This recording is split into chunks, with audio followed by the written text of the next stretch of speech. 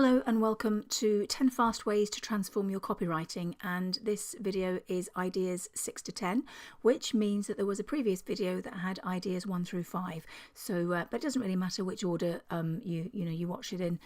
You'll hopefully get some good stuff from either or ideally both.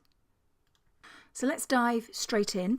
Tip number 6 is be specific, and I say this a lot. So if you have a sentence that says something like, hundreds of small businesses use our accounting software, it's okay, there's nothing wrong with it. But wouldn't it be great if you could actually be more specific and say, 254 small business owners have chosen our easy to use accounting software? Doesn't that sound better? And so by adding in the number, and then we've got an easy to use, and the fact that it's business owners, it kind of just sort of changes it round, and hopefully you can kind of sort of see that sounds good. Another example is something like Spotify, the online music streaming thing. You could say, let Spotify bring you unlimited music all day and all night, the perfect songs for all aspects of your life. Or you could have what they actually do have on their marketing, which is the perfect songs for your workout, your night in, or your journey to work. Now, isn't that much nicer? They've picked 3 things, and there is kind of a nice little thing about there's a rule of 3 in copywriting, which I won't go into now, but it keeps it nice and specific. And hopefully what you can see with this example is it lets people get an image in there, get a little picture of how they might use and benefit from the Spotify service. They've thought of things and thought of ways, how they've asked themselves, how do people engage with music? How do they listen to music? When do they listen to music? Well, they listen to music when they're working out in the gym, or out running, or going for a walk, when they're having a night in, or when they're commuting to work. And that's what they've done, is that they made something nice and specific out of it, which hopefully, I hope you'll agree that actually sounds much more powerful than just this kind of sort of generic stuff. Right, get to the point is number 7. Don't pussyfoot around. Sort of people just sort of get, it's sort of wishy-washy. So something, instead of saying something like, if you'd like to join the Brightspark marketing newsletter list, just add your email address and click subscribe. People don't need all that. They just need, add your email address and subscribe now. Get to the point, keep it shorter, keep it specific, and by this way it's kind of a bit almost apologetic, a bit kind of terribly British, isn't it? We're so apologetic about everything, whereas here it's a proper call to action. You're giving people an instruction on what you want them to do. And a lot of very clever people have done a lot of research on this, and the clearer you can be in your call to actions, the much more likely people are to follow your instructions. Right, use shorter sentences. So to try and keep your sentences to less than about 16 words, and split long sentences into 2, providing that they'll work on their own, or you just need to do a bit of jiggery pokery to make them work on their own. And vary your sentences between long and short. So you don't want all long sentences, because it just goes on forever. And I don't know if you've ever read any Alan Bennett's writing here. I've just been finished reading one of his biographies called Lesser Known Stories, and the man is a great writer, but he writes the longest sentences in the world, which are great for biography and for fiction, but that kind of technique doesn't really work very well for business writing. So try and vary your sentences. And the other thing is if they're too short, it's got this kind of sort of staccato jerkiness about it, and that's not ideal either.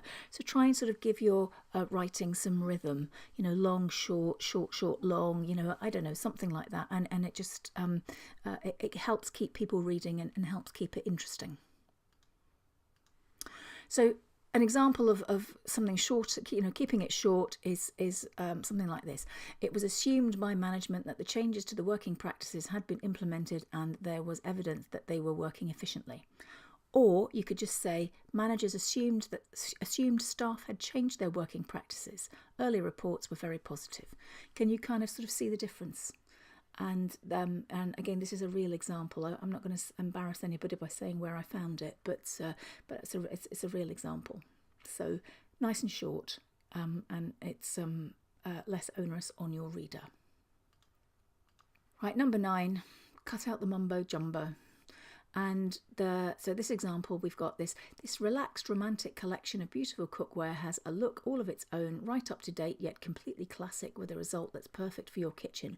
Again, real example. Again, I'm not going to embarrass anybody by saying where I found it, but you could just shorten that right down and cut out all of this, repetitive mumbo jumbo by saying the classic design of this cookware collection will look perfectly at home in any kitchen style.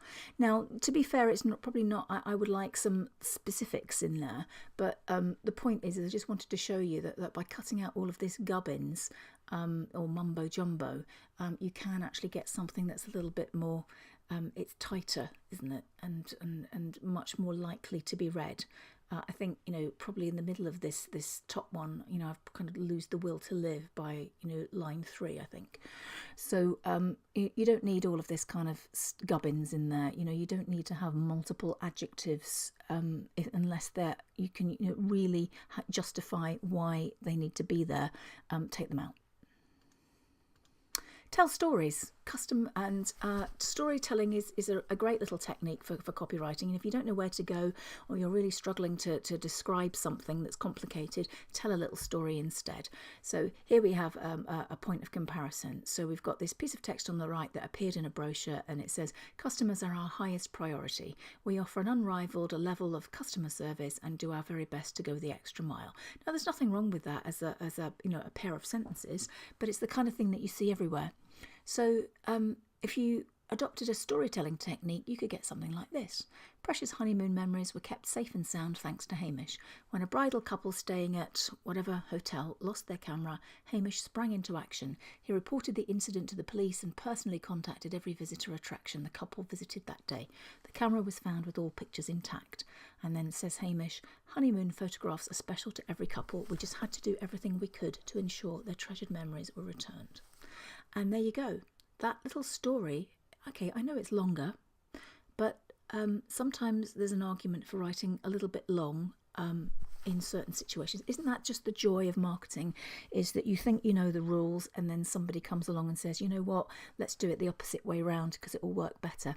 It's part of the thing that keeps it so interesting. So this is a situation where I've just told you to write short, and now I'm just telling you that something that's longer is better than the short one. But hopefully you can see why. Because this is just also ran. It's not special, whereas this is a little bit special, and yet it actually everything in this little story about Hamish says what's on the left. But hopefully it sounds a bit more believable and a bit more trustworthy, and a bit more specific.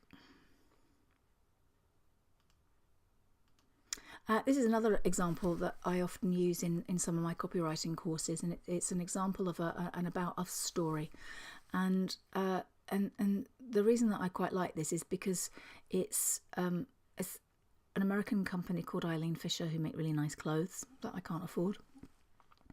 And what she's done here is even though it's a massive company now, she's told this little story about the humble beginnings of the business. And it goes like this. In 1984, I started Eileen Fisher for a very personal reason. I was having trouble getting dressed. At the time, I was working as an interior and graphic designer. In my mind, I kept seeing these simple shapes for clothes. I knew they had to be beautiful colours, great fabrics, and have certain shapes and proportions that work together.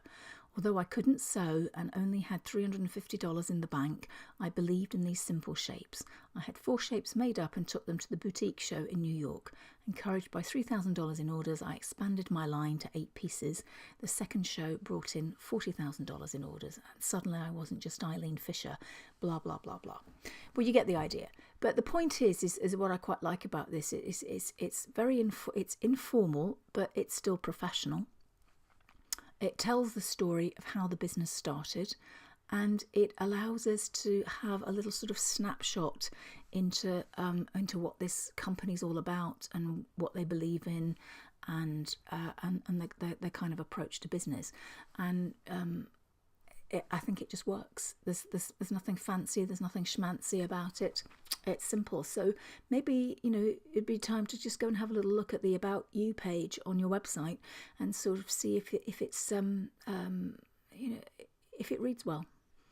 And maybe you could take some inspiration from this. So those are my 10 top tips for transforming your copywriting. I hope something in that speaks to you. And so give it a bash, have an experiment and see what you come up with. And if you've got any questions or you'd like to keep in touch, drop me a line. It's Jackie@brightsparkmarketing.com. Thank you for listening and hopefully see you again on another webinar. Thank you then. Bye-bye.